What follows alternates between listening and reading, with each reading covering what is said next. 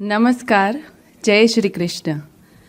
SRK knowledge foundation द्वारा आयोजित एवं सार्वजनिक यूनिवर्सिटी के सहयोग से जीवन सानिध्य के 20वें ज्ञान दीपक में आप सबका हृदय से स्वागत। आज प्रस्तुत होने वाली आत्मकथा है diamonds are forever, so are morals. अपने पुनर्जन्म के संचित पुण्य कर्म के साथ इस जन्म में परिवार, समाज और राष्ट्र हित में जो समर्पित है, पवित्र और संस्कारी माता पिता के परिवार में जिनका जन्म हुआ है, ऐसे हम सब के प्यारे, माननीय और जीवन सानिध्य के बीज बोने वाले श्री गोविंद भाई ढोलकिया, मेरे प्यारे पापा और आप सब के प्रिय गोविंद काका। इस आत्मकथा को हमसे मिलवाने के लिए जो दिल्ली से खास पधारे हैं, नेशनल बुक ट्रस्ट के डायरेक्टर श्री युवराज मलिक जी। तालियों से उनका स्वागत करें। जय हिंद, बहुत बहुत धन्यवाद।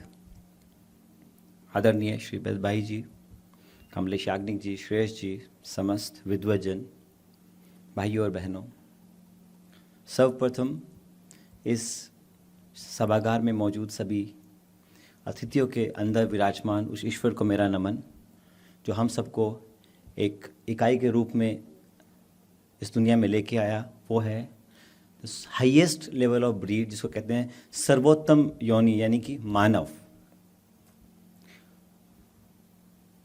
जीवन एक कला है, विज्ञान भी है। आज इस हॉल में हम सब यहाँ मौजूद हैं इस पुस्तक के बारे में, जिसका डिस्प्ले आप यहाँ देख सकते हैं। सूरत की मिट्टी में एक खास बात है, ये बड़ी पावन मिट्टी है।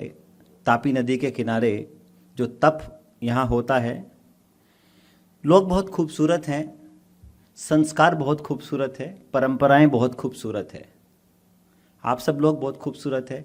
उसका मैं इसलिए उदाहरण दे रहा हूँ, अगर आप इंडेक्स की बात करें तो सबसे साफ शहर आप ही का है, लेकिन उतने ही साफ दिल के लोग भी यहाँ हैं।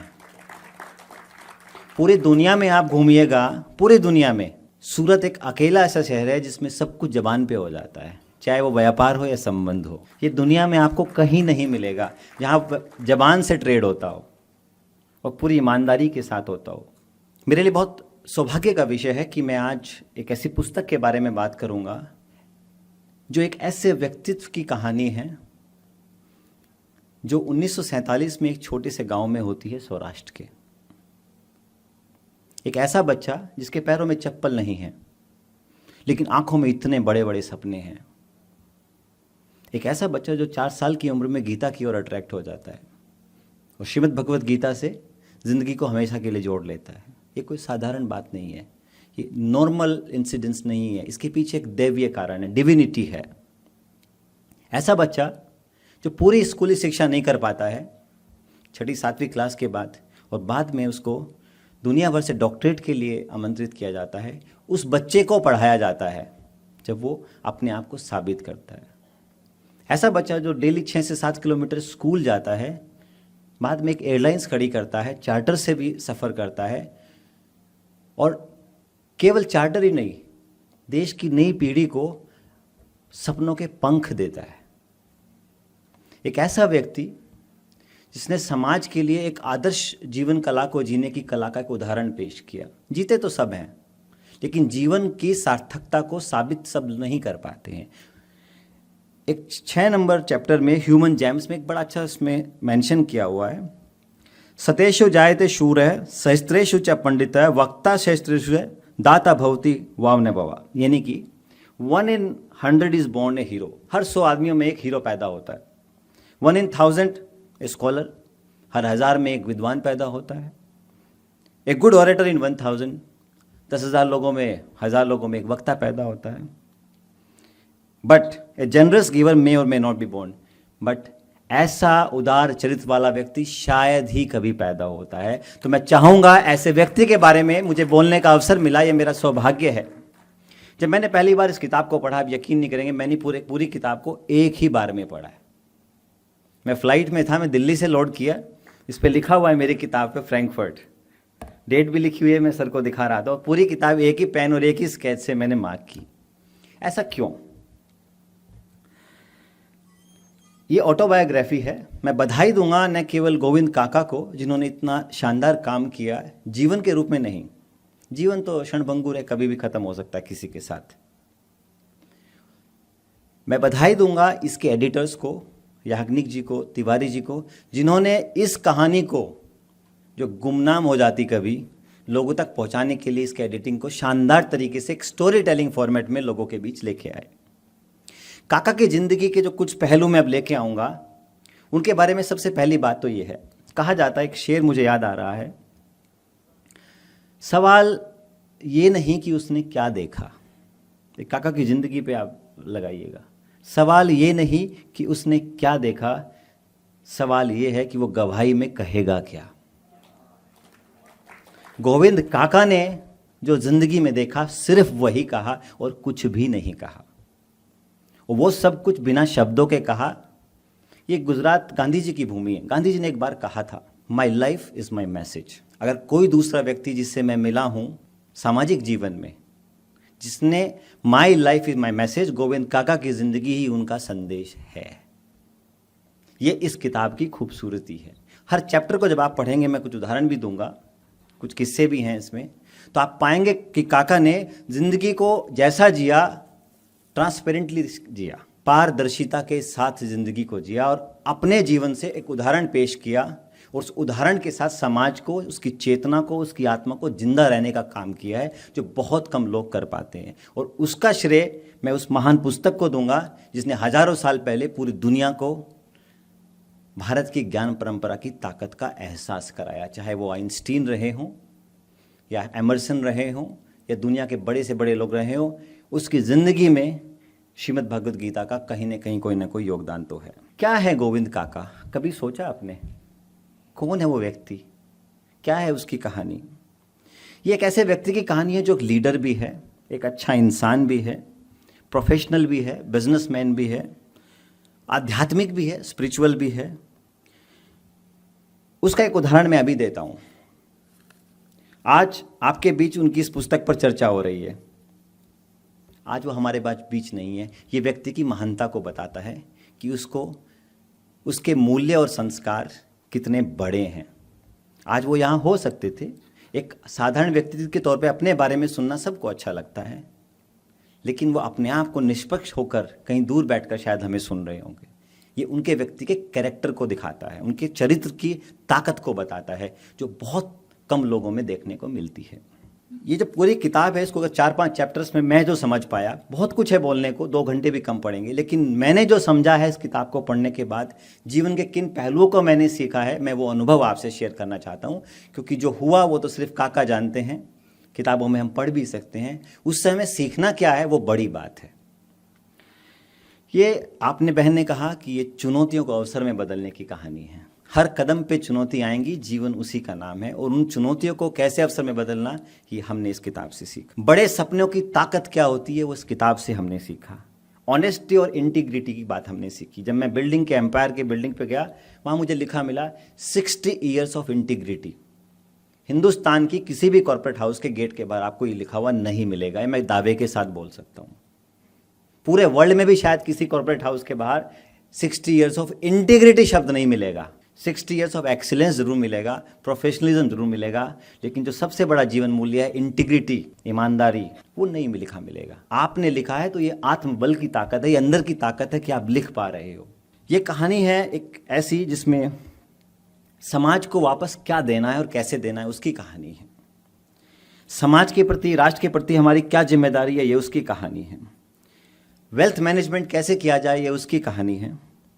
संबंधों की क्या काबिलियत है, क्या रोल है जीवन में, ये उसकी कहानी है। और फैसले कैसे लिए जाएं, बड़े भी हों और कड़े भी हों, ऐसे फैसले कैसे लिए जाएं, ये उसकी कहानी है। पूरी किताब आप पढ़ सकते हैं, लेकिन उस किताब से जो संदेश निकल के आए, मैं उनके लिए आपसे बात करने आया हूँ। जब आप इस किताब को पढ़ेंगे तो आपको एक बड़ी इम्पोर्टेंट चीज़ नज़र आएगी।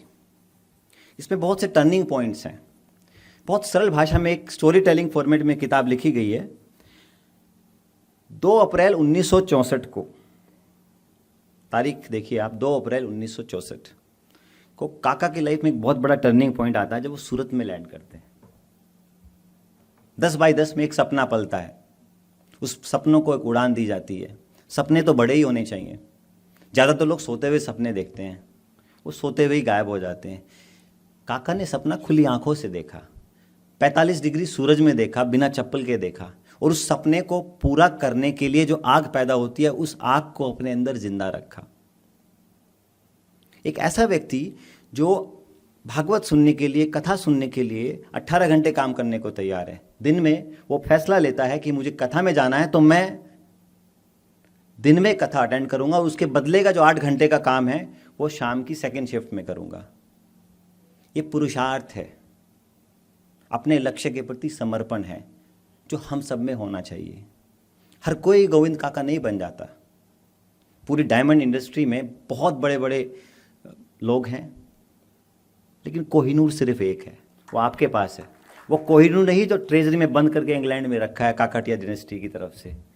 कोहिनूर वो है जो अपने जैसे हजारों कोहिनूर पैदा करता है। जब भी डायमंड इंडस्ट्री का इतिहास लिखा जाएगा, सबसे पहला, सबसे चमकता और सबसे ऊपर वाला नाम गोविंद भाई ढोलकिया जी का होगा। ये मैं दावे से आपको बोल सकता हूँ, क्योंकि ये जर्नी निस्वार्थ है, कलेक्टिव स्पिरिट में काम करने की है।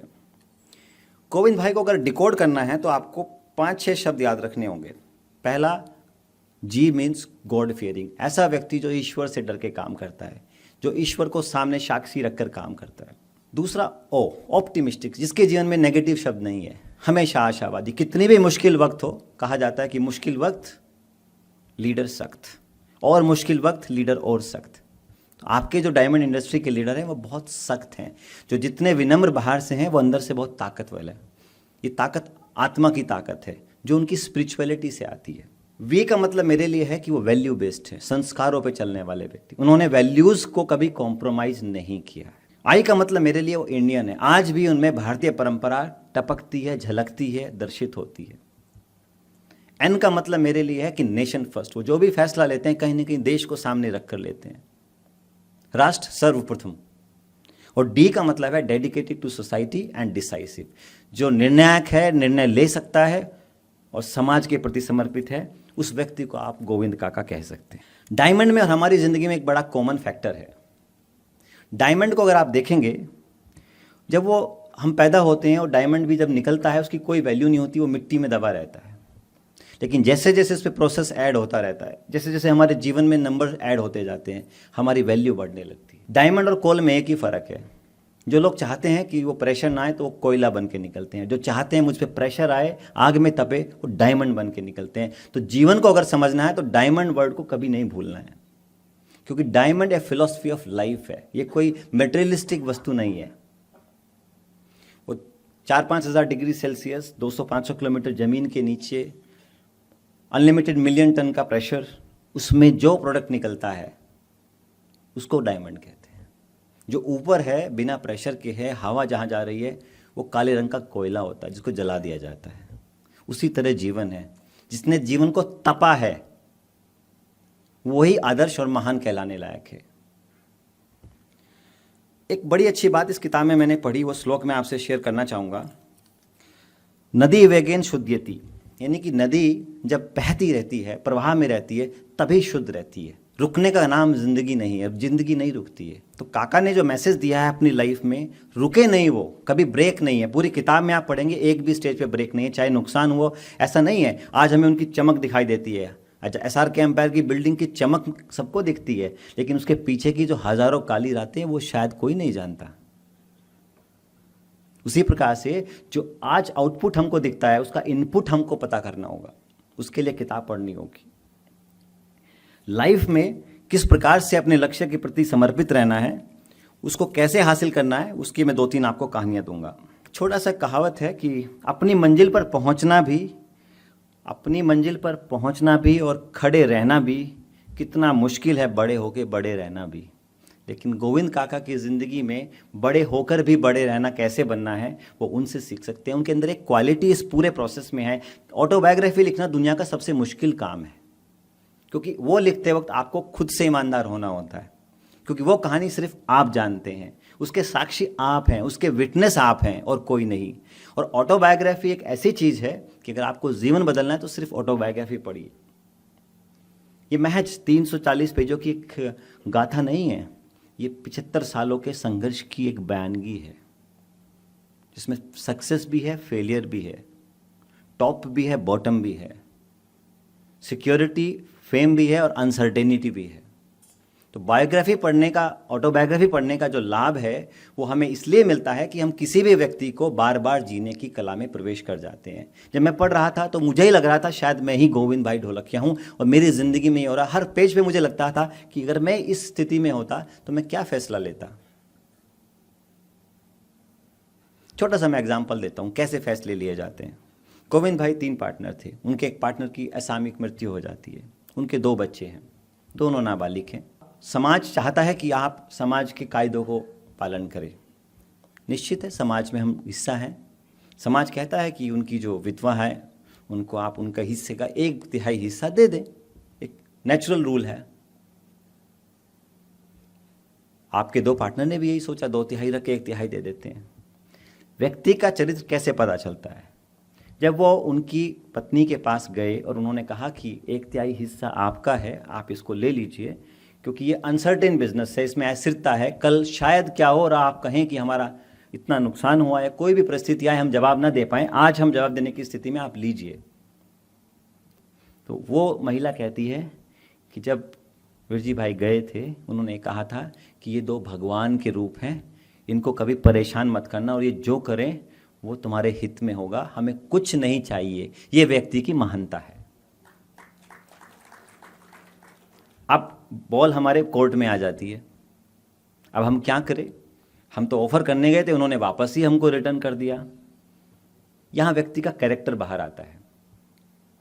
आप जिम्मेदारी लेते हैं जब तक कि आपके बच्चे इस इंडस्ट्री में अपनी बिजनेस को संभालने लायक नहीं होते। उनकी एजुकेशन, उनकी ट्रेनिंग, उनका एक्सपोजर, उनकी ग्रूमिंग आप जिम्मेदारी लेते हैं और तब तक आपको 33% का हिस्सा दिया जाता है। और जब ये बच्चे अपने पैरों पर खड़े होते हैं, से सबल हो जाते हैं, दोनों को 17% का हिस्सा दिया कर उनको उनके पैरों पर खड़ा होकर स्वाभिमान के साथ जीना सिखाया जाता है। इसे कहते हैं मूल्य और कैरेक्टर। ये साधारण बात नहीं है। हम में से कितने लोग कर पाएंगे? आप अपने आप को उस पोजीशन में रख के देखिएगा। बड़ा व्यक्ति वो नहीं होता जो अपने बड़प्पन के बारे में बताए। बड़ा व्यक्ति वो होता है जो अपने से छोटे व्यक्ति को बड़ा महसूस कराए। मैं आज गया था, सर से मिला गोविंद भाई जी के। जब मैं अंदर गया तो मैं भोजन के हॉल में गया, वहाँ लिखा हुआ था a family which eat together stage together. बहुत छोटी सी लाइन है, लेकिन यही तो हमारा संस्कार है। कुटुंब का जो कॉन्सेप्ट है वो यही है।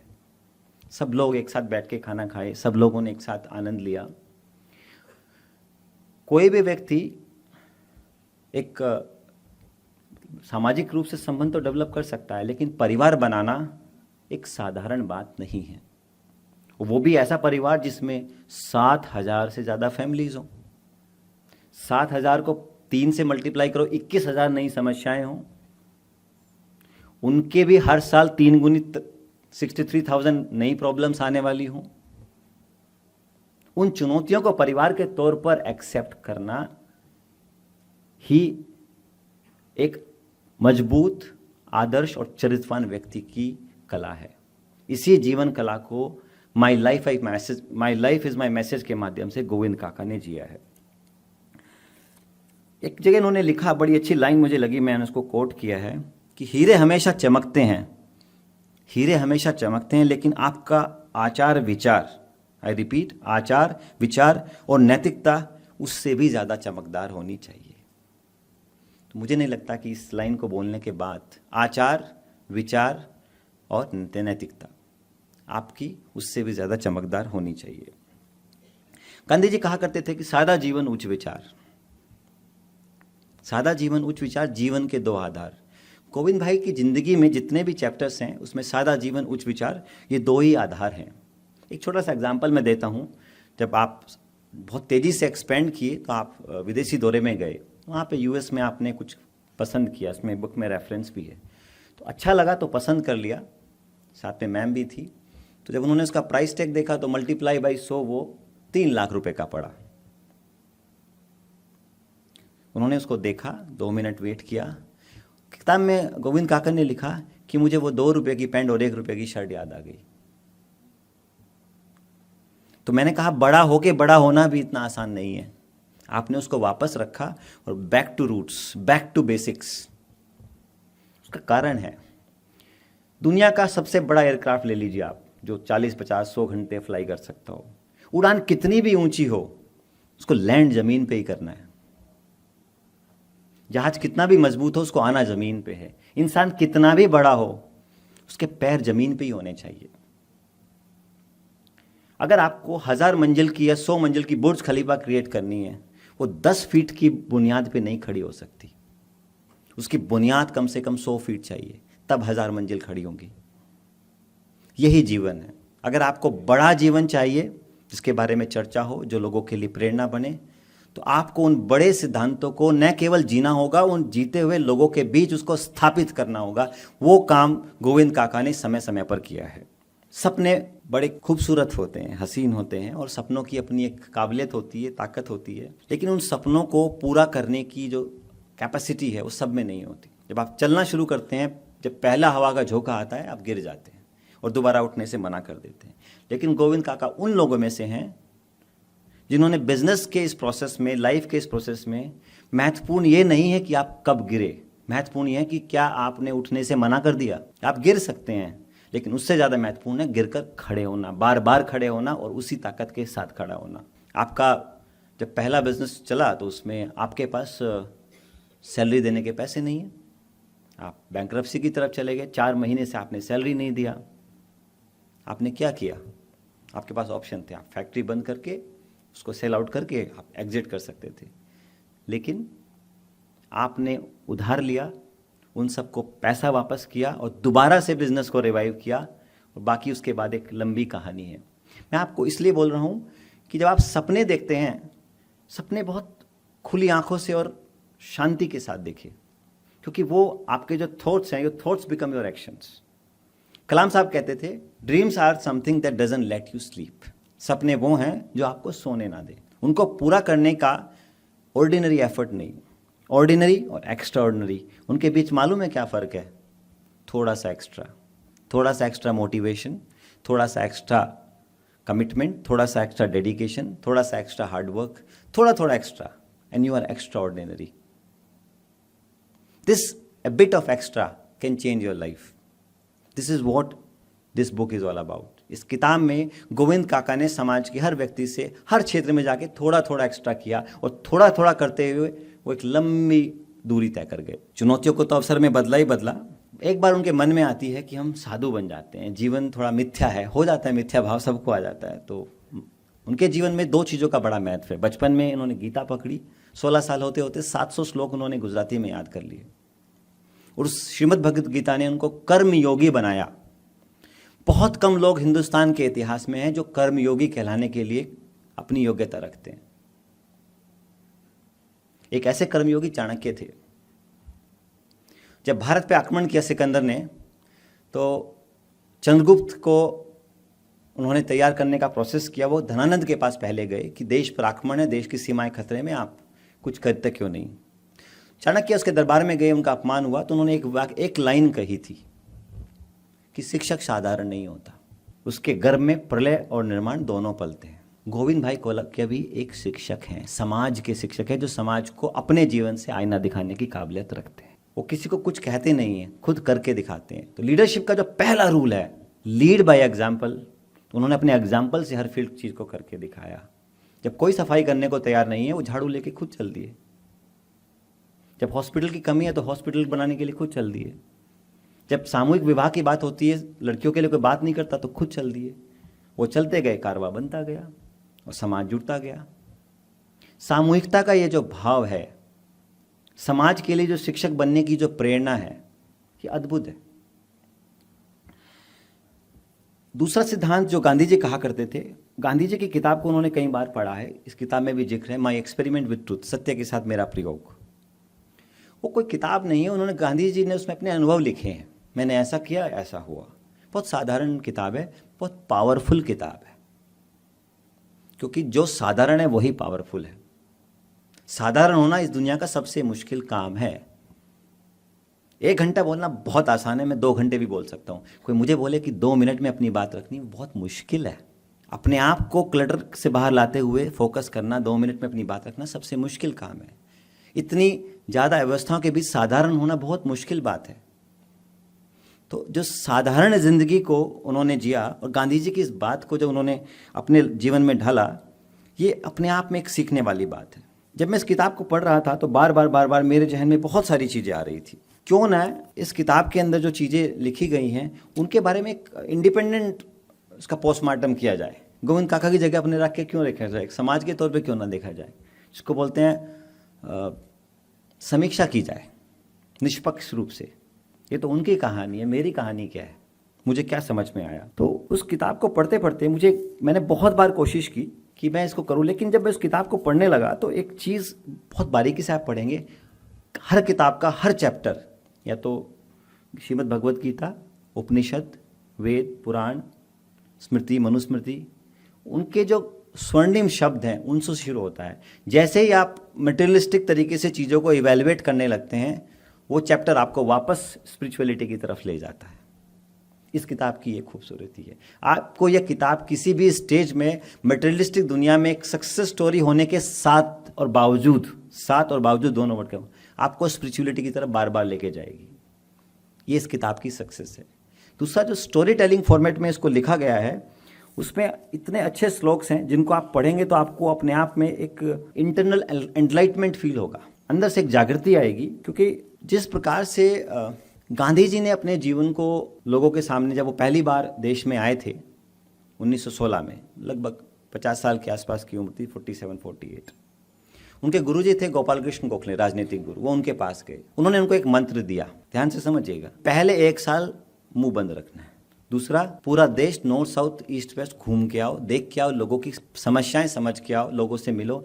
जब हिंदुस्तान को समझ लो तब आप आके बात करना, तब आपको अपने सवालों का जवाब मिलेगा। तो गांधी जी यात्रा पे निकल गए। एक ऐसी यात्रा उन्होंने देश की आज़ादी के लिए दांडी की भी की। मैंने अपने करियर में शायद कभी नहीं पढ़ा कि गांधी जी के बाद किसी और व्यक्ति ने ऐसी यात्रा की जो गोविंद काका ने की। उन्होंने उसी कदम से, उसी रास्ते को, दांडी यात्रा को कवर किया। ये क्या दिखाता है? मूल्यों के प्रति समर्पण। हमने बहुतों ने किताबें पढ़ी है, लेकिन कितने लोगों ने सोचा कि एक बार गांधी को जीते हैं उस तरीके से।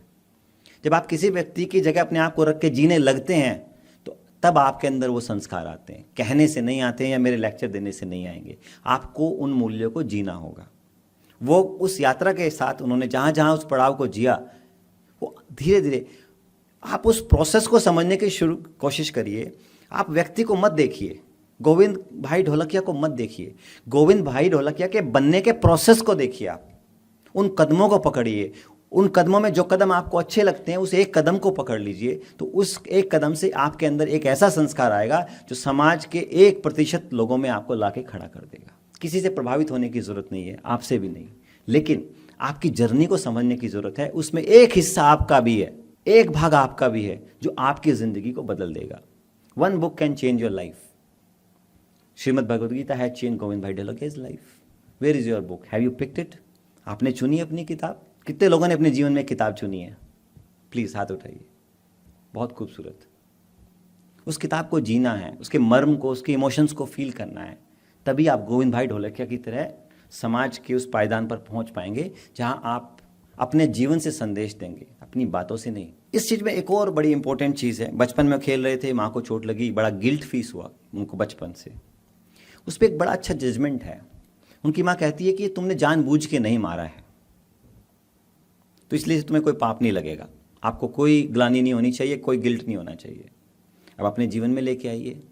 आप बिजनेस करते हैं, आप लोगों से मिलते हैं, बहुत सारी चुनौतियों का सामना करते हैं।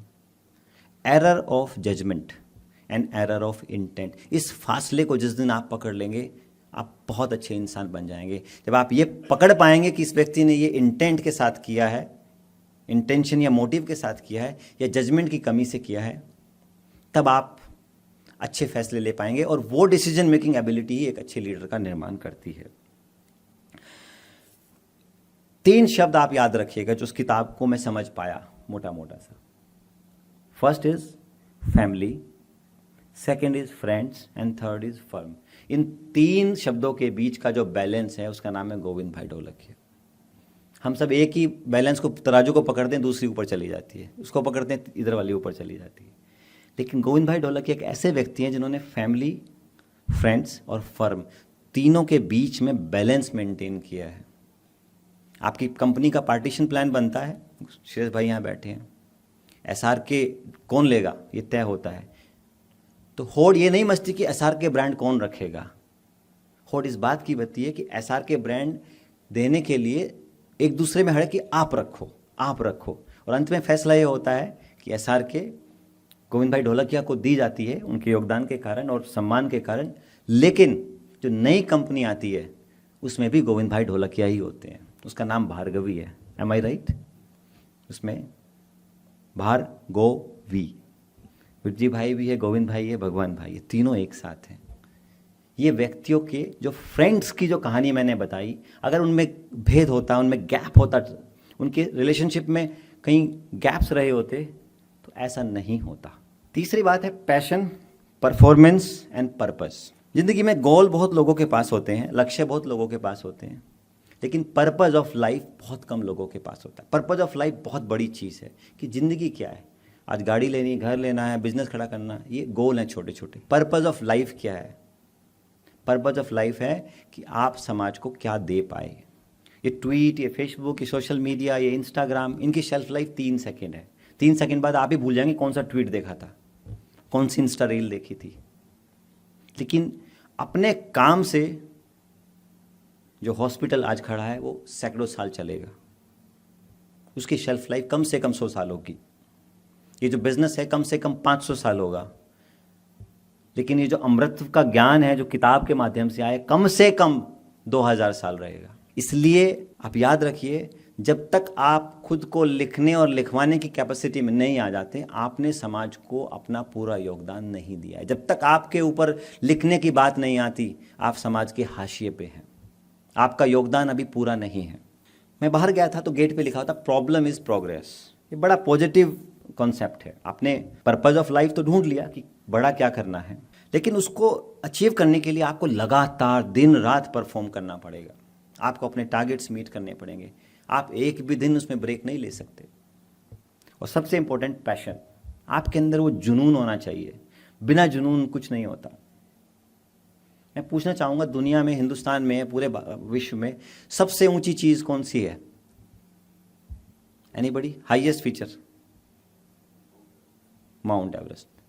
Anybody else? एक और है, वो आदमी जो माउंट एवरेस्ट पे खड़ा है वो 6 फीट ऊंचा है माउंट एवरेस्ट से। उससे भी बड़ी एक चीज और है, will power of that man, जो उसको वहां तक लेके गई है। उसकी दृढ़ इच्छा शक्ति, उसका डिटर्मिनेशन, उसकी विल पावर, उसका कमिटमेंट, वो उससे भी बड़ा है, उससे भी ऊंचा है।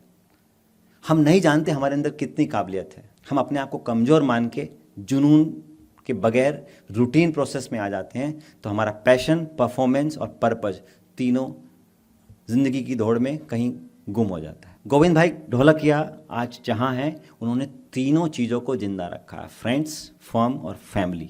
और इधर पर्पस, पैशन एंड परफॉर्मेंस, लगातार रिजल्ट दिया। उन्होंने जो इंडस्ट्री के बेंचमार्क सेट किए हैं बड़े डायमंड में, वो कोई नहीं कर पाया। पर डे प्रोडक्शन कैपेसिटी में कोई नहीं कर पाया।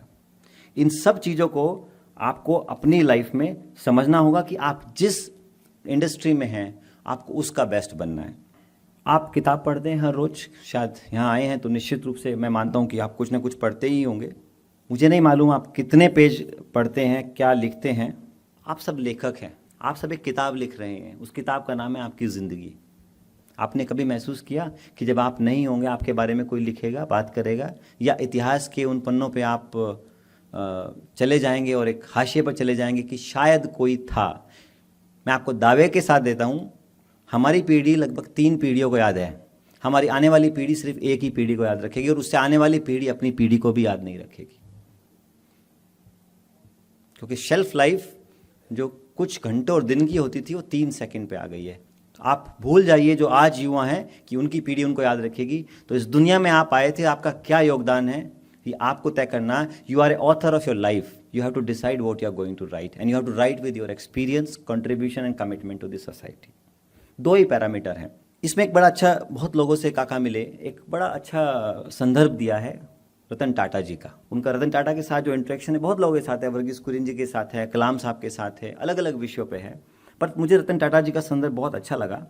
जब उनसे पूछा गया कि आपको क्या अच्छा लगा, तो रतन टाटा एक बहुत बड़ा नाम थे, आदर्श कैटेगरी में लोग आते हैं, उनका जो कंट्रीब्यूशन नेशन बिल्डिंग में बहुत बड़ा है। उनका ये कहना था कि गोविंद भाई, मेरे पास विरासत थी, I had a legacy, you started from scratch, आपने जीरो से शुरू किया, मेरे पास बड़ी विरासत थी, आपकी सक्सेस मेरे से बड़ी है। तो मुझे लगता है कि रतन टाटा जैसा आदमी जब ये बात कहता है, आप जिंदगी के उस मुकाम को हासिल कर पाते हैं। अब मैंने क्या सीखा, सवाल ये नहीं कि आप कहाँ पहुँचे, सवाल ये नहीं आप कहाँ पहुँचे, सवाल ये आपने शुरू कहाँ से किया था। वो समय आज है, अभी से आप शुरू करके उन लक्ष्यों को आप हासिल कर सकते हैं। एक बड़ा अच्छा संदर्भ है कि बिजनेस कैसे किया जाए। जगह जगह इसमें आपको चुनौतियां मिलती हैं कि जीवन को, बिजनेस को कैसे किया जाए। एक बड़ा अच्छा लाइन मुझे मिला, treat people as if they are your family. आपको अपने स्टाफ को ऐसे ट्रीट करना है कि जैसे वो आपका परिवार का सदस्य है। मैं अभी याग्निक जी के साथ एक फैक्ट्री विजिट करने गया था कि कैसे काम होता है। I am not a technical person, but मैं समझने की कोशिश कर रहा था कि ये इंडस्ट्री कैसी है, कि जिस व्यक्ति के बारे में मैं बात करने जा रहा हूँ, जिस किताब को मैंने पढ़ा, उसके ख्याली पुलाव के बजाय मैं ज़मीन पे जाके उसको टेस्ट करूं। मैंने अपना प्रैक्टिकल लेबोरेटरी टेस्ट एक फैक्ट्री में भी किया। अभी हम लोग आए तो जो व्यक्ति मेरे साथ था, मैंने इससे पूछा कितने साल से हो, तो उसने बोला 15 साल। दूसरे से पूछा 20 साल, 22 साल। तो एवरेज जो था 15 से 20 साल के एम्प्लॉइज से मैं मिला। तो मैंने कहा 15-20 साल से एक ही जगह आप स्टेगनेंट हो। आप समझिए, जो मैंने बात की कि नदी का पानी जब तक बहेगा वो शुद्ध रहेगा, तो वो थ्योरी मैंने जब इसमें पढ़ी थी तो आया कि एक ही जगह हो। बोले नहीं सर। मैंने कहा फिर कहीं और क्यों नहीं जाते। उनका जवाब क्या था मालूम है, हमें और कहीं जाना ही नहीं है। ये तभी हो सकता है जब वो आपका सगा हो या आपका परिवार का सदस्य हो। परिवार के सदस्य घूम फिर के आते वापस घर ही हैं। तो ये व्यक्ति का कहना कि मुझे कहीं और जाना ही नहीं है, यही मेरी फैमिली है, इट शोज कि पूरे परिवार का जो वैल्यू सिस्टम है वो क्या है। कंपनी का चेयरमैन यहाँ के गार्ड, चपरासी और सफाई वाले से भी पूछ लेता है कि तुम्हारा क्या हाल चाल है, कोई प्रॉब्लम तो नहीं है। ये जो फासला है जो इसको कम कर पाता है, वही इस पायदान में ऊपर बैठ पाता है। ये एक सीख थी जो मैंने इससे ली।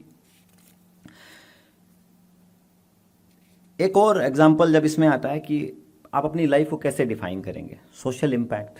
आज आपके शहर में जो सिक्योरिटी नेटवर्क है वो एक कम्युनिटी एफर्ट है, जिसमें गोविंद काका ने एक बड़ा रोल प्ले किया। आपका शहर बहुत साफ है, जो सबसे गंदे शहरों में से एक था, आज देश के सबसे साफ शहरों में पहली पंक्ति में खड़ा है। आपकी इंडस्ट्री जो 200-250 लोगों की थी, आज 1 मिलियन लोगों की है और दुनिया में इसको कोई रेप्लिकेट करने को तैयार नहीं है। आपका 90% रेट कमिटमेंट से हो जाता है, कोई ईमेल और लेटर और सेल डीड होने की ज़रूरत ही नहीं पड़ती। मैंने पूछा कि इतना हाईवे ट्रेड, इतनी वॉल्यूम का जो प्रेशियस आप बिजनेस कर रहे हैं, कैसे होता है? आज तक कोई कंप्लेन ही नहीं। ये दिखाता है कि जब आपके कैरेक्टर में मजबूती होती है तभी आपके परफॉर्मेंस में डिलीवरी आती है। आपका पर्सनल इम्पैक्ट को आप देखिए कि जब आप उनसे मिलते हैं तो आप खुद महसूस करते हैं कि उनके अंदर एक दिव्यता है, प्योरिटी ऑफ सोल। उसको आप फेक नहीं कर सकते, उसको आप बनावटी रूप से लोगों के बीच नहीं ले जा सकते। वो जो प्योरिटी ऑफ सोल है वो अपने आप उनके व्यवहार, शब्दों। पुणे में हमने उनका एक कार्यक्रम रखा था कुछ दिन पहले। मैंने अपने पूरे करियर में, ये किताब मैंने दोबारा से आने से पहले कल रात फिर पढ़ी है, पूरी रात। देख लेते हैं एक बार। I can finish a book in a day on an average 300 pages. लेकिन जब मैं इस किताब को पढ़ते पढ़ते जो कर रहा था तो मेरे दिमाग में आया कि जब आप इसको पूरा मिलेंगे, उनसे पढ़ेंगे, तो मैं क्या सवाल पूछूंगा उनसे। तो जब मैंने उनसे कुछ सवाल रखे और उन सवालों को जब मैंने वहाँ रिलेट किया, जब मैं उनको पुणे में बातचीत कर रहा था, मैंने अपने जीवन में आज तक गोविंद काका के अलावा ना किसी का इंटरव्यू लिया है, ना किसी के साथ बुक डिस्कशन किया है, ना डिस्कोर्स किया है। वो पहले और आखिरी व्यक्ति हैं, शायद आबाद का मुझे नहीं मालूम, जिनकी किताब को, क्योंकि जिस किताब को मैं पढ़ने लगा, जिस धारा प्रवाह में मैं पढ़ा, उसमें मुझे ईमानदारी नजर आई। हम हर किताब को पढ़ते हैं, उसमें 10, 5, 20% मसाला ज़रूर होता है, क्योंकि हर व्यक्ति अपने कुछ पक्ष को छिपाता है और कुछ पक्ष को उभार के थोड़ा बढ़ा के आगे प्रेजेंट करता है। किताब एक फ्लो में आप वही पढ़ सकते हैं जिसमें प्योरिटी होती है। तो इस किताब को पढ़ते वक्त आपको उस प्योरिटी का एहसास होगा कि आप किसी भी लेवल पे ये व्यक्ति अपनी बात को एक्स्ट्रापोलेट करने की कोशिश नहीं किया है। शायद SRK ग्रुप दुनिया का पहला ऐसा कॉरपोरेट हाउस है जिसमें नो एडिक्शन पॉलिसी फॉलो होती है। मैंने ढूंढने की गूगल पे बहुत कोशिश की कि मुझे कोई ऐसा संस्थान मिले जहाँ नो एडिक्शन पॉलिसी हो। आपके यहाँ ज़ीरो एडिक्शन प्रोग्राम है, शायद पूरी दुनिया में हो तो कोई मुझे ज़रूर बताइएगा। This is an outstanding thing, because समाज को जब आप अच्छा स्वास्थ्य दे रहे हैं, अच्छा जीवन दे रहे हैं, तो निश्चित रूप से आप एक ऐसे समाज का निर्माण कर रहे हैं जहाँ अच्छे नागरिक पैदा होंगे। जो पिताजी खुद गलत हैबिट्स में नहीं है, उसका बच्चा तभी होगा जब वो खुद नहीं करेगा। तो इनडायरेक्टली आप उन 20,000 फैमिलीज़ के माध्यम से एक ऐसे समाज के ऐसे नागरिक तैयार कर रहे हैं जो जिम्मेदार नागरिक होंगे, जिनकी आने वाली पीढ़ियाँ जिम्मेदार होगी, और यही बदलाव की शुरुआत होती है। मैं बात कर रहा था कि आप जो हमारे नेवी चीफ हैं, उनका फ़ोन आया, उन्होंने काका से बात की, फिर मैंने म्यूज़ियम में फ़ोटो भी देखे, शिप पे भी आप गए। शिप के बारे में एक बड़ी अच्छी कहावत है कि ship is safest on the shore. वो किनारे पे बहुत सुरक्षित रहता है, but this is not what the ship is made for. जहाज़ किनारे पे सुरक्षित तो है, लेकिन जहाज़ किनारों के लिए नहीं बना, लहरों के लिए बना है। लहरों से डरकर नौका पार नहीं होती, और कोशिश करने वालों की कभी हार नहीं होती। गोविंद भाई ढोलकी की जीवन में हर कदम पे प्रयास है, 100% प्रयास है, इसीलिए 100% सक्सेस है। अगर आप 1% प्रयास कम करेंगे तो सक्सेस 10% कम हो जाएगी। आप 10% एफर्ट कम करेंगे तो सक्सेस 99% कम हो जाएगी। ओनली 1% प्रोबेबिलिटी है कि 10% एफर्ट कम करने से आपकी 1% सक्सेस। तो ये जो ग्राफ है लाइफ का, इसको समझने की कोशिश करिए। आपको जब भी करना है 100% कमिटमेंट से काम करना है। ये इस किताब से मैंने सीखा। बार बार आपके गुरुजी हैं, उनका बड़ा इम्पैक्ट है आपके ऊपर। आप साधु बनने चले गए तो गुरुजी ने कहा कि तुम तो पहले से साधु हो, रेफरेंस है बुक में आपको। बोले नहीं, मुझे बिल्कुल एक अलग तरह का लाइफ जीना है जिसमें जीवन में कोई मिथ्या भावना हो और स्पिरिचुअलिटी को हो। तो आपको बड़ा अच्छा एक संदेश मिला कि आप पहले से साधु हो, गृहस्थ में जाओ और समाज के बीच जाकर अपने जैसे लोग पैदा करो जिनमें इस तरह का भाव हो, तो समाज अपने आप बदलेगा। तो डोंगरे जी महाराज के उस इम्पैक्ट से, इन चीज़ों से जब वो वापस आए, आज भी उनका इम्पैक्ट उनके पास ऊपर है, तो वहाँ से एक चीज़ निकल के आई कि जब आपने किसी को गुरु बनाया तो पूरे मनोयोग से बनाया, उनके प्रति समर्पण से बनाया। गीता जब आप पढ़ेंगे, पहला चैप्टर है इसमें विषाद योग का, कि अर्जुन की क्या स्थिति है। अर्जुन बहुत कुशल योद्धा है और बहुत टॉप क्लास जो गुरुजी थे द्रोण, उनके शिष्य थे। तो जितना टॉप क्लास गुरु था उतना ही टॉप क्लास चेला भी निकला। बट प्रॉब्लम आई एक बाद में, गुरु अच्छा होगा तो शिष्य भी अच्छा होगा, लेकिन अगर शिष्य अच्छा होगा तो गुरु महान हो जाएगा। ये कहानी आप विवेकानंद से सीख सकते हैं। विवेकानंद के कारण ही रामकृष्ण परमहंस की पहचान हुई, ये आप समझिए। अर्जुन के विषाद योग से बाहर आने की कहानी ही श्रीमद् भगवद गीता है। अगर अर्जुन वहाँ नहीं होते या दुर्योधन होते तो शायद आज श्रीमद् भगवद गीता नहीं होती। अच्छा गुरु और अच्छा शिष्य एक पैरेलल रेसिप्रोकल सिम्बायोटिक रिलेशनशिप है, दोनों साथ साथ चलते हैं। तो अगर उनके पास डोंगरे जी महाराज जैसे गुरु हैं तो निश्चित रूप से समाज के पास, उनके पास एक गोविंद भाई ढोलक जैसा एक आदर्श शिष्य भी है, जिन्होंने उनके मूल्यों को जीवन में जिया। यही श्रीमद् भगवद गीता है। जब द्रोण फेल हुए तो नए गुरु आए, भगवान श्री कृष्ण। गीता एक कर्मियों का संदेश देती है, कर्मण्येवाधिकारस्ते मा फलेषु कदाचन। बार बार आप देखेंगे गोविंद भाई ढोलकिया ने अपनी किताब में कितनी बार लिखा है कि तुम भगवान को साक्षी मानकर अपना काम करो, भगवान को साक्षी मानकर काम करो। इस तरह की सफलताएं केवल पुरुषार्थ से नहीं मिलती, दिव्यता से मिलती हैं। पुरुषार्थ आप सब भी करते हैं, लेकिन दिव्यता सबके पास नहीं है, वो डिविनिटी सबके पास नहीं है, वो प्योरिटी सबके पास नहीं है, वो कमिटमेंट सबके पास नहीं है, वो ट्रांसपेरेंसी सबके पास नहीं है। जब ये सब आते हैं तब आपका जो एफर्ट है, जो कमिटमेंट है, वो रिजल्ट देता है उस स्केल पे जिस स्केल पे आज एसआरके ग्रुप है। बीच में बात आती है कि हमारी टेक्नोलॉजी फैक्ट्री चल रही है, कि टेक्नोलॉजी चोरी हो रहे हैं, आइडियाज़ बाहर जा रहे हैं, डिज़ाइंस बाहर जा रहे हैं। आप क्या करेंगे? सब कुछ चौक कर दीजिए, कैमरे लगा दीजिए, बंद कर दीजिए, राइट? यही तो करेंगे आप? नहीं, आपने बहुत खूबसूरत मैसेज दिया, कोई बात नहीं, वो हमारा डिज़ाइन कॉपी कर सकते हैं, कोई दिक्कत नहीं, हमारी टेक्नोलॉजी कॉपी कर सकते हैं, कोई दिक्कत नहीं, लेकिन हमारा हार्ट कॉपी नहीं कर सकते। अगर आप अपने पूरे हार्ट से, पूरे मन से काम करेंगे तो आपका प्रोडक्ट टेक्नोलॉजी सेम होते हुए भी आपका बेटर होगा और आप इस मार्केट में सर्वाइव करेंगे। ये एक अपने आप में अलग तरह का स्टेटमेंट है जो शायद कहीं आपको देखने को नहीं मिलेगा। बहुत सारे तरीके हैं। हम सब प्लान करते हैं कि कल घूमने जाना है, परसों मूवी देखनी है, अगले साल फ्लैट खरीदना है, गाड़ी खरीदनी है, बच्चे को विदेश पढ़ने भेजना है, बहुत सारी चीज़ें करनी होती हैं हम सबको। लेकिन आपने एक नई परंपरा शुरू की जो शायद कहीं किसी और कॉर्पोरेट हाउस में नहीं है। आने वाली पीढ़ी को कैसे तैयार किया जाए, जिस संघर्षों से, जिस 45 डिग्री से, जिस धूप से, जिनसे वो निकले, क्या अगली पीढ़ी भी उतना संघर्ष करने को तैयार है? उसके तहत आपने अपनी नई पीढ़ी को बालिग 18 के बाद शहर के अलग अलग कोनों में कुछ पैसे दे के भेजना शुरू कर दिया कि जाओ जिंदगी के थपेड़े देखो। श्रेयस भी गए, मैंने पढ़ा, कोई वेटर बनता है, कोई ड्राइवर बनता है, कोई सेल्समैन बनता है, अलग अलग तरह के एक्सपीरियंस हैं। ये ज़िंदगी से रूबरू होने का एक बहुत खूबसूरत तरीका है, क्योंकि जब आंधी आएगी तो आपके पैर मजबूत रहेंगे, आप गिरेंगे नहीं। दूसरा, हम गिविंग एंड पे तो होते हैं, रिसीविंग एंड पे होना भी अच्छा लगता है, उससे बहुत कुछ सीखने को मिलता है। मुझे एक शेर याद आया, अभी बचपन में मैंने पढ़ा था, लोहे का स्वाद, ध्यान से सुनिएगा, लोहे का स्वाद लोहार से मत पूछो जो ठोक रहा है, लोहे का स्वाद लोहार से मत पूछो, उस घोड़े से पूछो जिसके मुंह में लगाम है। तो ये जो हार्ड एक्सपीरियंस है ना, उससे मत पूछो जो आपको बुरा एक्सपीरियंस दे रहा है, उससे पूछो जिसने एक्सपीरियंस लिया है।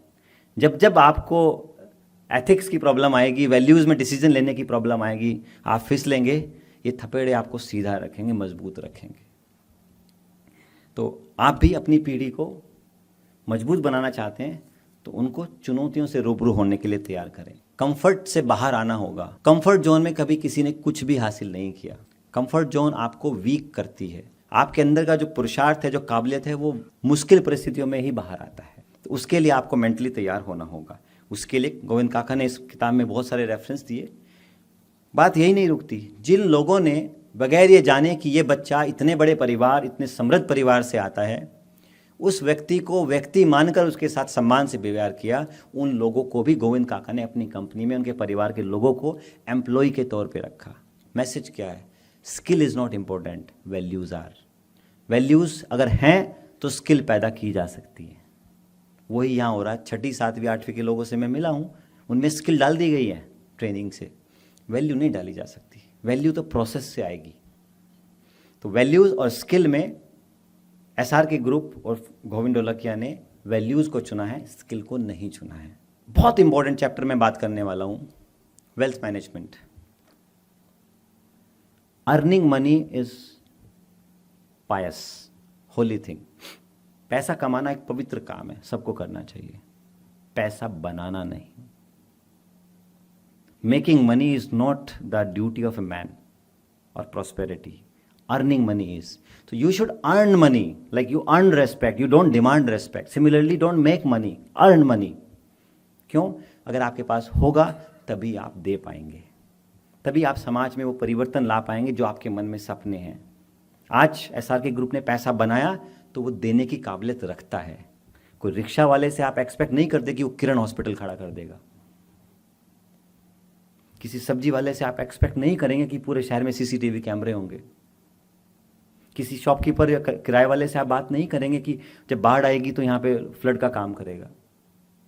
जब सूखा पड़ेगा, जानवर मरेंगे, तो आप नॉर्मल किसी टेलर से नहीं कहेंगे। जिसके पास समृद्धि होगी वही समाज को समृद्ध दे सकता है।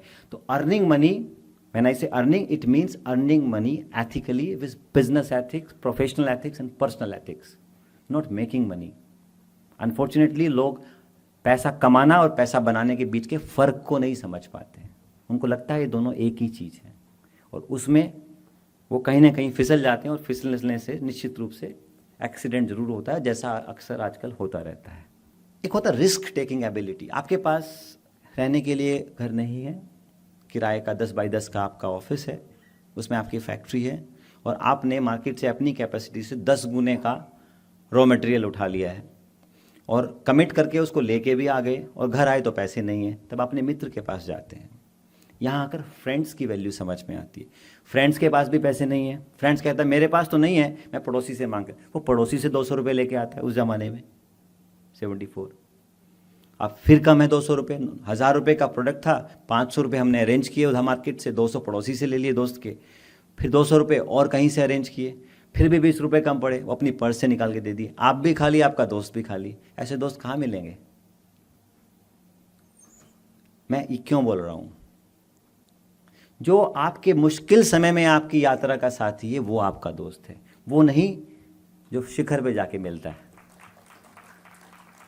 इसीलिए जब एसआर के डिवाइड होता है तो एसआर के में भी भार्गवी होता है, भार्गवी में भी एसआर के होता है।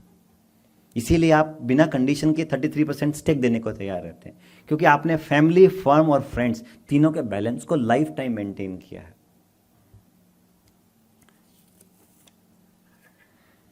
2008-9 में आते हैं, पूरी दुनिया में इकोनॉमिक क्राइसिस चलने लगता है, चुनौतियां बढ़ जाती हैं। पूरी डायमंड इंडस्ट्री में लगभग 50% ले ऑफ, मतलब फायर, छुट्टी, घर जाइए, कोई नौकरी नहीं कल से।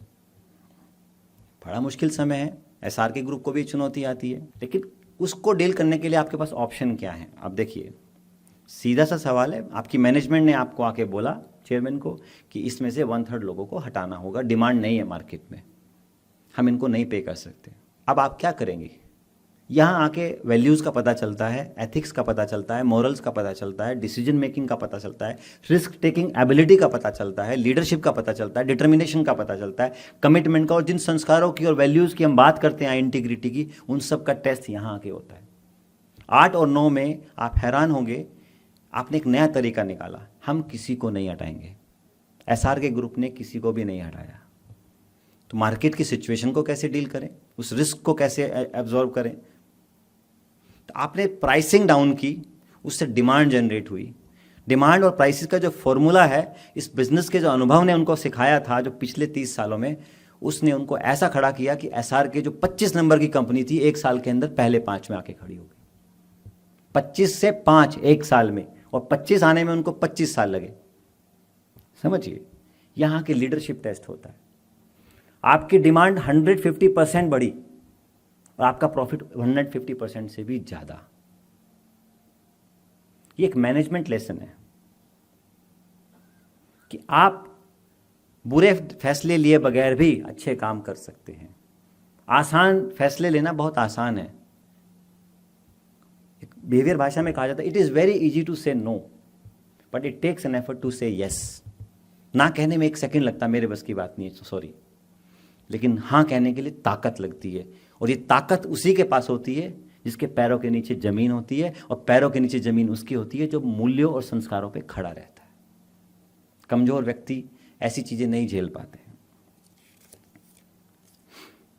लाइफ में अलग अलग चुनौती आती है, आपने बहुत जगह लिखा। लाइफ 3 ऑप्शंस देती है आपको, लीड, फॉलो और get out of the way. या तो आप लीड करिए, या फॉलो करिए, या रास्ते से हट जाइए, वरना भीड़ आपको कुचल देगी। गोविंद भाई ढोलकिया पूरे जीवन काल में एक बार भी, चाहे वो नई टेक्नोलॉजी की बात हो, या टेल अवीव से कोलैबोरेशन की बात हो, बेल्जियम की बात हो, नई बिल्डिंग की बनाने की बात हो, सोशल इम्पैक्ट की बात हो, ग्लोबल इम्पैक्ट की बात हो, लीडरशिप की बात हो, गवर्नमेंट से बात करने की बात हो, एक बार भी आप फॉलो अप मोड में नहीं है, फॉलो मी नहीं, लीडिंग मोड में है। यहीं से पता चलता है कि व्यक्ति किस दिशा में जा रहा है। अब रॉकेट की साइंस को पढ़िए, फिजिक्स का एक लगा हुआ था, आइंस्टीन का लेक्चर यहाँ के प्रिंसिपल ने लिया, मैं पढ़ रहा था कि life is like a cycle, it's best when you balance it, and to balance it keep moving, it can't be balance when you are static. तो लाइफ में इस लीडरशिप मॉड्यूल को चलाते रहने की कला का नाम ही लीडरशिप है। अब आप पूछेंगे सीक्रेट क्या है सक्सेस का? सक्सेस का सीक्रेट है माँ। You can repeat anything, not 2 things, mother and Motherland. माँ और मातृभूमि को दोबारा रिपीट नहीं किया जा सकता। आपके अंदर ये संस्कार आपकी माँ से आए, जिन्होंने अनपढ़ होते हुए, गांव में होते हुए परिवार और समाज को कैसे चलाया जाता है वो बचपन में सीख लिया। एक किसान भी लीडर होता है अपने गांव का, खेत का, क्षेत्र का। दूसरा, वाइफ। अगर ये दो लोग गोविंद भाई ढोलकिया की ज़िंदगी से आप अलग कर दे तो मुझे लगता है कि शायद ये जो उड़ान है जिसकी हम आज बात कर रहे हैं, ये उड़ान उतनी खूबसूरत और उतनी ऊंची नहीं होती। कोई भी व्यक्ति अगर कहे कि वो सफल है और वो अकेले सफल है तो ये संभव नहीं है। आज भी जब प्रधानमंत्री वापस अपने गांव जाते हैं वडनगर, वहाँ पे घर है, उसका नाम है प्रेरणा स्थल बनाया उसको, ताकि बच्चे वहाँ आए। हम बच्चों को वहाँ भेजते हैं, वो देखते हैं, म्यूजियम है, अनुभव लेते हैं कि यहाँ से निकला हुआ व्यक्ति देश का प्रधानमंत्री बन सकता है। ये इसलिए है ताकि ये मिथ टूटे कि जिसके पास साधन है वही ऊपर पहुँच सकता है। ऊपर वो पहुँचेगा जिसके पास अंदर की ताकत है, प्रेरणा है, इसलिए उसका नाम प्रेरणा स्थल रखा गया है। उसी प्रकार से गोविंद भाई ढोलकिया की ज़िंदगी में माँ का भी एक आदर्श है और एक पत्नी का भी है।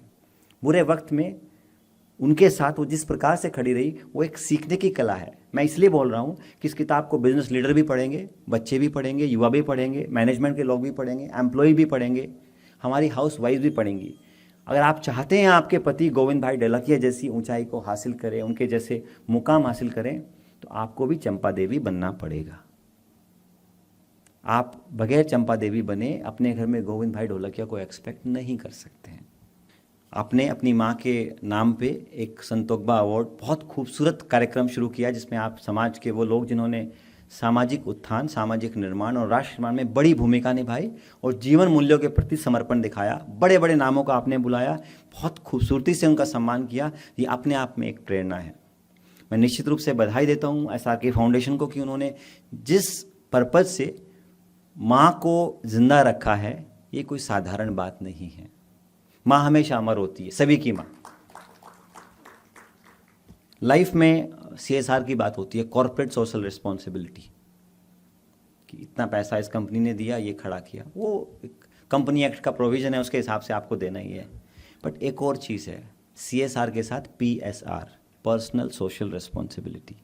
एक नागरिक के तौर पर आपकी क्या जिम्मेदारी है, एक व्यक्ति के तौर पर, एक परिवार के मुखिया के तौर पर, एक समाज के तौर पर, राजनीतिक रूप से, सामाजिक रूप से, आर्थिक रूप से, सांस्कृतिक रूप से, हर रूप में आपकी पर्सनल सोशल रिस्पॉन्सिबिलिटी आपके साथ चलती है। आप अगर CSR के दम पर ही वो सम्मान हासिल करना चाहते हैं जो गोविंद भाई ढोलकिया को, वो संभव नहीं है। आपसे बड़े 5 बिलियन, 10 बिलियन, 20 बिलियन वाले लोग होंगे, लेकिन अगर मार्केट में आप जाएंगे तो केवल 2 व्यक्ति या 2 कॉर्पोरेट हाउस हैं जिनको आप कह सकते हैं जिनके पास क्रेडिबिलिटी है, ट्रस्ट है, समाज का ट्रस्ट है। पहला है Tata group. Tata means trust, अरे टाटा का है ले लो। और दूसरा है SRK ग्रुप, इंटीग्रिटी। वो ये एक दिन की पूंजी नहीं है, ये 70 सालों की पूंजी है, ये 70 सालों का इन्वेस्टमेंट है, ये 70 सालों का डिविडेंड है। इसको आप शॉर्टकट से क्रिप्टो करेंसी से पैदा नहीं कर सकते, इसके लिए आपको तपना होगा। बहुत सारी चीज़ें हैं जो मैं कहना चाहता था, लेकिन समय थोड़ा शायद हो रहा है मेरा पूरा, मैं अपने उस पर आऊँगा। जब भी आपको लगे कि धुंध है, जब फ्लाइट टेक ऑफ करती है, आप याद रखिएगा, रॉकेट साइंस को आप पढ़िएगा, उसको ऊपर जाने के लिए हर स्टेज पे आने के बाद थोड़ा सा वज़न कम करना पड़ता है। वेट करने का मतलब है मिनिमलिज्म। आपको अपनी चीज़ें छोड़नी होती है। आप जितने हल्के होंगे उतनी ऊंची उड़ान भर पाएंगे। पतंग जितनी हल्की होगी उतनी ऊंचाई हासिल करेगी। रॉकेट जितना हल्का होता जाएगा उतने ज़्यादा स्पेस में आगे एस्टेब्लिश होता चला जाएगा। लाइफ भी यही है। लाइफ के जैसे जैसे मुकाम पे आप आगे बढ़ते जाएंगे, आपको चीज़ों को छोड़ना होगा और जीवन के उस मुकाम को हासिल करना होगा। जिस प्रकार से गोविंद भाई ढोलकिया ने समृद्धता को साथ साथ रखते हुए व्यक्तिगत जीवन को हल्का करते चले गए। यही लाइफ का सक्सेस फॉर्मूला है जो आपको सीखना होगा। जब भी आपको अपने ऊपर शंका हो तो याद रखिएगा, तू खुद की खोज में निकल, तू किस लिए हताश है। तू खुद की खोज में निकल, तू किस लिए हताश है। तू चल जरा, तेरे वजूद की समय को भी तलाश है। आपके अंदर जो एक सोया हुआ शेर है उसको जगाइए, जीवन को एक नया नाम दीजिए, सार्थकता दीजिए, उसको मीनिंग दीजिए। आप कई चीज़ें हैं जो मैं रेफरेंस के तौर पे नोट किया था। आपको समय मिले तो किताब में, अगर पूरी किताब ना पढ़ पाएँ तो 305 पेज जरूर पढ़िएगा जिसके पास इंग्लिश है। 5 फॉर्मूले उन्होंने दिए हैं। पहला, बर्न योर बैड डीड्स। मैं एक्सप्लेन नहीं करूँगा, आप समझ जाएंगे। बैड डीड्स मीन्स ऐसी वो चीज़ जो आपको गिरा सकती है, जीवन में पीछे ले जा सकती है, उसको छोड़िए, चाहे वो बैड हैबिट्स हों या बैड कैरेक्टर हो या बैड वैल्यूज़ हों। हार्नेस योर माइंड, जिस क्षेत्र में आप हैं अपनी काबिलियत के उस क्षेत्र को बढ़ाते जाइए। एक्सीलेंस जिसको बोलते हैं, परसीवरेंस जिसको बोलते हैं।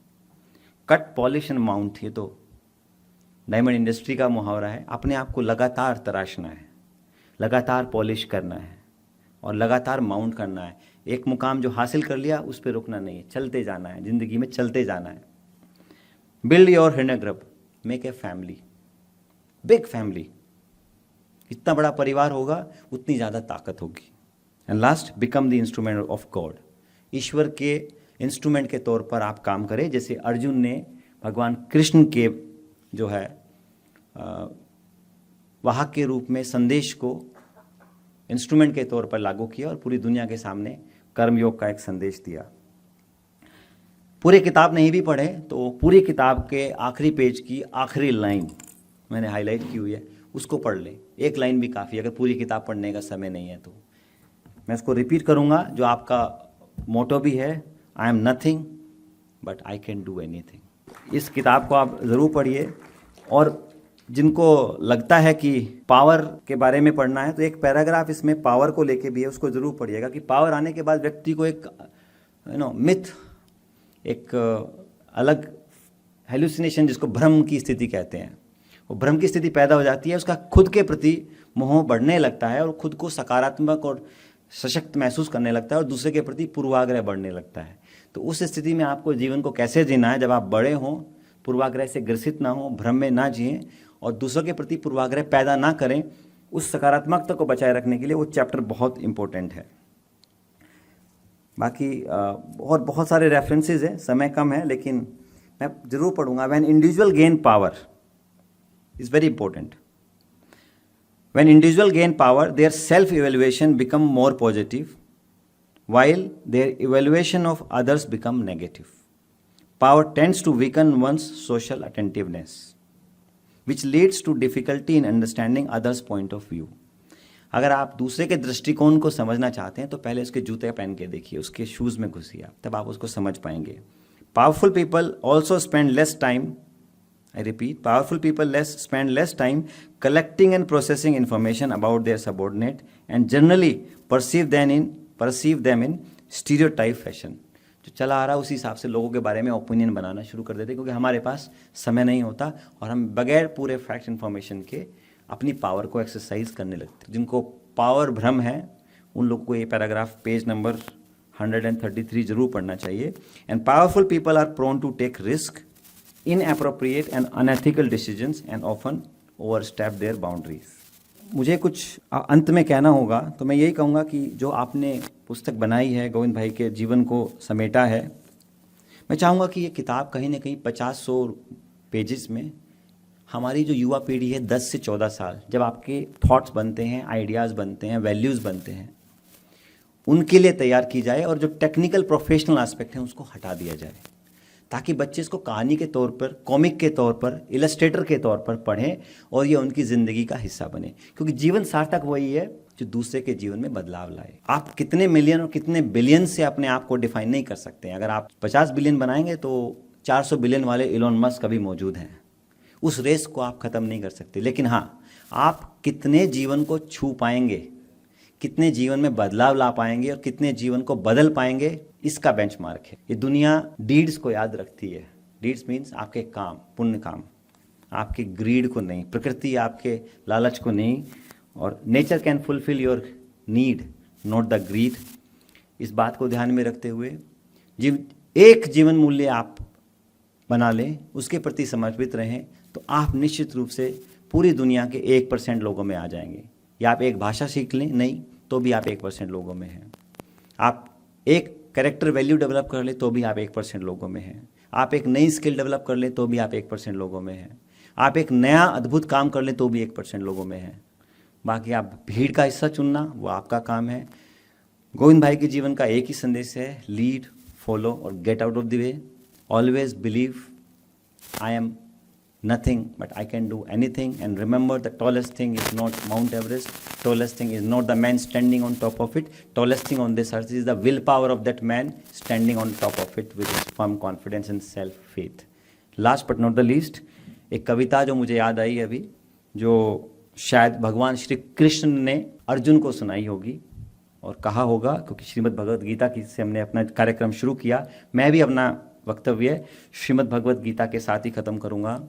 तू कोशिश कर, हल निकलेगा, आज नहीं तो कल निकलेगा। तू कोशिश कर, हल निकलेगा, आज नहीं तो कल निकलेगा। तू अर्जुन के तीर सा सद, मरुस्थल से भी जल निकलेगा। तू कोशिश कर, हल निकलेगा, आज नहीं तो कल निकलेगा। तू बस ठान ले कुछ कर गुजरने की, जो रुका रुका सा है अब वो चल निकलेगा। तू कोशिश कर, हल निकलेगा, आज नहीं तो कल निकलेगा। बहुत बहुत धन्यवाद। जय हिंद, जय भारत। आपके कुछ सवाल हैं तो आप पूछ सकते हैं। शायद मैंने बुक 22 दिन में ख़त्म की, लेकिन 4 बार आँख में से आंसू आ गए थे, तब आगे बुक नहीं पढ़ पा रहा था। तो आपने ये 1 दिन में कैसे पढ़ लिया? दो-धारी तलवार पे चलने वाली बात है। आपकी आंख में आंसू इसलिए आए क्योंकि आपके अंदर एक इंसान जिंदा है। जिंदा है तो जिंदा दिली पर यकीन कर। अगर आसमां में है कहीं तो उतार ला ज़मीन पर।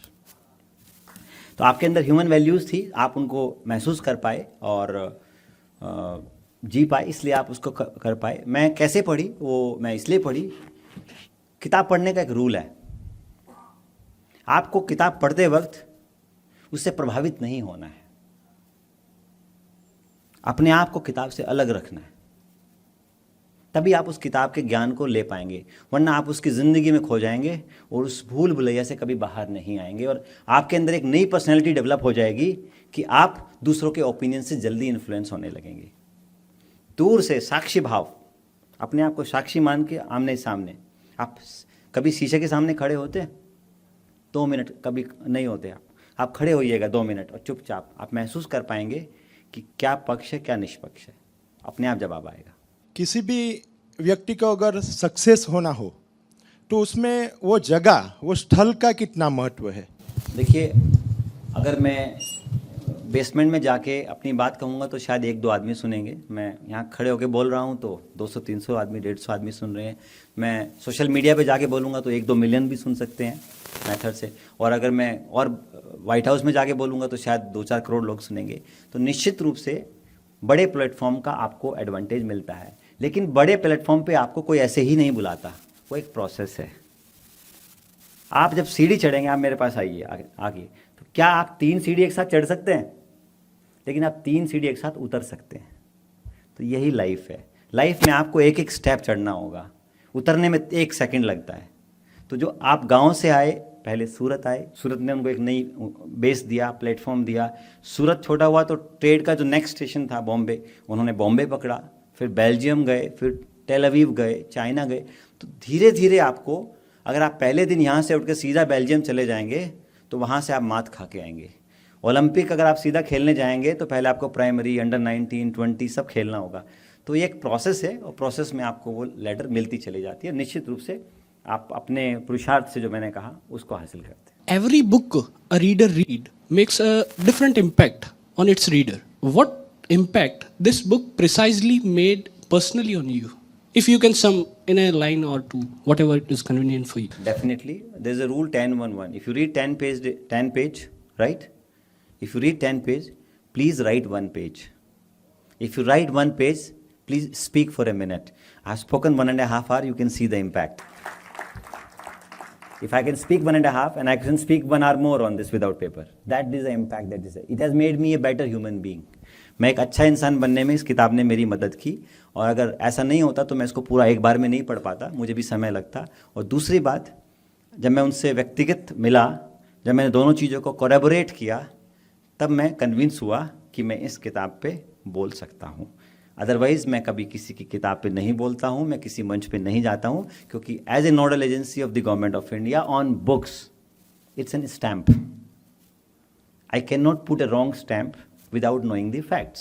I only wanted to know the facts. When I knew the facts, I read the facts, I felt the facts. I'm standing in front of you to convey my gratitude to a man who has served the society and nation selflessly. I repeat the word selflessly, serving the society and playing a critical role in nation building. आज मैं रोता नहीं हूँ, मैं army से हूँ, मेरी background army से है। मैं बहुत कम लाइफ में शायद कभी आंसू आए होंगे, लेकिन जब मैं आज एक बच्चे से मिला, उसके हाथ नहीं थे दोनों, लेकिन यहाँ की टीम ने, सोसाइटी ने, जब मैं मिला को याग्निक जी ने मिलवाया, उसका हाथ ट्रांसप्लांट हुआ, उसने मुझसे हैंडशेक किया और उनके साथ मैंने खाना खाया। ये जीवन है, ये जीवन की सार्थकता है, ये ताकत है। तो वो आदमी मुझसे हाथ मिला सकता है, ठीक है, ये अवार्ड है गोविंद भाई ढोलकिया के लिए, बाकी अवार्ड छोटे हैं। ये फर्क है उस व्यक्ति में। ये बात है 1640 के आसपास की। माता जीजाबाई शिवाजी को अलग अलग तरह की कहानियां सुनाती थी, और उनमें जो सबसे ज्यादा कहानी सुनाती थी वो श्रीमद् भगवत गीता की सुनाती। जब माँ अपने बच्चे को श्रीमद् भगवत गीता की शास्त्र और शस्त्रों के संगम की कहानी सुनाती है, तो इस देश में छत्रपति शिवाजी महाराज पैदा होते हैं। जब सुभद्रा अपने बच्चे को शौर्य की कहानी सुनाती है, तो अभिमन्यु पैदा होता है। इस परंपरा को जब आप पढ़ेंगे, स्टोरी टेलिंग को, अनफॉर्चुनेटली हम एक कैंपेन चलाते हैं स्टोरी टेलिंग का, उसको हम रिवाइव करने की कोशिश कर रहे हैं। मुझे नहीं पता कि जो माएँ 30 साल से नीचे की हैं, मैं सौभाग्यशाली हूँ कि मेरी पत्नी को कम से कम 100 कहानियाँ याद है जो मेरे बच्चे को सुनाती है, और उसका इम्पैक्ट मैं अपने बच्चे में देखता हूँ। कितनी माताएं हैं जो 2 या 3 कहानी सुना सकती हैं, आप अपने आप से पूछ लीजिएगा, अपने आसपास में आप जाके टेस्ट कर लीजिएगा। हमारी नई माताओं के पास कहानियाँ नहीं हैं, उनके पास सिर्फ ट्वीट्स हैं, रील्स हैं या कुछ मूवमेंट्स हैं। तो हमारे बच्चे भी ट्वीट, रील्स और मूवमेंट ही पैदा होंगे, गोविंद भाई ढोलकिया नहीं पैदा होंगे। अब आपने जो कहा, इन कहानियों को हम इसलिए लेके आएंगे ताकि व्यक्ति रहे ना रहे, संस्थान रहे ना रहे, लेकिन ये जो जीवन मूल्यों हैं, जिन जो शाश्वत जीवन मूल्य, जिनसे समाज बनता है, देश बनना है, जिनसे भारत की गरिमा है, वो जिंदा रह पाए, उन कहानियों को हम निश्चित रूप से अगली बार जब आएंगे, तब तक हम निश्चित रूप से उनको लेके आएंगे। नेटफ्लिक्स कितने लोग देखते हैं? नेटफ्लिक्स पे जाके भारत है हम टाइप करिएगा, उसमें एक डॉक्यूमेंट्री सीरीज आएगी, छोटी छोटी 5-5 मिनट की स्टोरीज हैं। अगर आपको स्टोरी नहीं आती तो अपने सब लोग बैठ के देखिए, आपको लाइफ में बहुत कुछ सीखने को मिलेगा। भारत है हम, तो हमारे जो अनसंग हीरोज़ हैं, जिन्होंने इस देश को, आज़ाद मुल्क को हमको दिया, उनकी कहानियाँ आपको बहुत अच्छी लगेंगी। और वो किताबें भी हम जल्दी लेके आएंगे। और गोविंद काका से और याग्निक जी से बात हुई है, तो जिस तरह के भव्य आयोजन हम शहर के, दुनिया, देश के अलग अलग हिस्सों में कर रहे हैं, दिल्ली, पुणे, तो जल्दी हमारा प्रयास है कि सूरत के पास भी अपना बड़ा भव्य दिव्य पुस्तकों का महाकुंभ हो। बहुत बहुत धन्यवाद। जय हिंद। युवराज मलिक जी, आपका बहुत बहुत धन्यवाद, क्योंकि हमें पता चला आज सही मायने में, जैसे अश्विन सर ने बताया कि गोविंद ढोलकिया बनने की प्रोसेस क्या है, वो कुछ हम जान पाए। आपके साथ आपके जीवन साथी बैठे हैं, तो पहले उनकी बात कर लें, छोटी सी उनका प्रोफाइल कुछ पढ़ पाई, इतना इंटरेस्टिंग लगा, लेकिन उसमें से 3-4 बातें शेयर करना चाहूँगी। दीपाली आपका नाम है, आप ऑथर हैं, स्पीकर हैं, फिलैंथ्रोपिक एक्टिविटीज़ भी आप करते हैं, और प्रोफेशन से लीगल कंसल्टेंट हैं, और लिटरेचर में उनका भी रस उतना ही ज़्यादा है जितना कि उनके जीवन साथी का। तो ऐसे 2 अद्भुत व्यक्तित्व हमारे साथ आज जुड़े। चंपा काकी, तो मैं ऐसा बोलूँगा, ऐसा बोलना चाहूँगी, बिकॉज जेंडर को छोड़ के हर एक पति को ऐसी पत्नी और पत्नी को ऐसा पति मिले जो चंपा काकी जैसा हो, ताकि वो अपनी सफलता की गाथाएं और आगे बढ़ा सके। बैक टू द पॉइंट कि गोविंद ढोलकिया प्रोसेस क्या है। फैसले से जन्मा सपना कैसे बोया। आपने गोविंद काका से पूछे, काका जहाँ पर भी बैठे हैं ऑनलाइन माध्यम से अगर हमें सुन रहे हैं, काका हम सब का आपको ये प्रश्न है, बड़े और कड़े फैसले कैसे लिए और फैसले से जन्मा ये सपना आपने कैसे बोया। गोविंद ढोलकिया बनने की प्रोसेस कैसे हम आपसे समझे।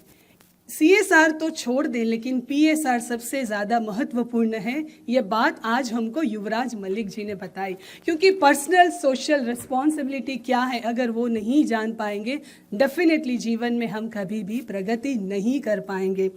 क्योंकि हर कदम पे प्रयास, मकड़ा जो करता है ना, हर कदम पे प्रयास, परिवार से प्यार, समाज के बीच में रहकर साधु बनने के लिए जंगल में ही जाना पड़ता है, ऐसा हरगिज नहीं है। समाज के बीच में रहकर निरंतर कार्य करते रहें, भगवान को साक्षी मानकर भगवान का भी भाग रखते रहें। बहुत बार सोचते हैं, करते हैं बहुत कम बार, रिश्वत देते हैं ना मंदिर में जाके कि ये कर दो, ये कर दूंगी, लेकिन कुछ कर दिया है तो उसका धन्यवाद करने के लिए भी हमें जाना चाहिए, इंक्लूडिंग माई सेल्फ। उपदेश देने की मेरी उम्र नहीं है और ये तजुर्बा भी नहीं है, स्वीकार कर सकती हूँ मैं। तो अगर हम भगवान का भी भाग रखेंगे तो कहाँ जाएंगी ये सफलता, कहाँ जाएंगे ये संस्कार, समृद्धि, ये हमारे साथ ही आजीवन चलेंगे। और गोविंद ढोलकिया बनने की प्रोसेस में कौन कौन से किरदार बहुत ही महत्वपूर्ण रहे हैं।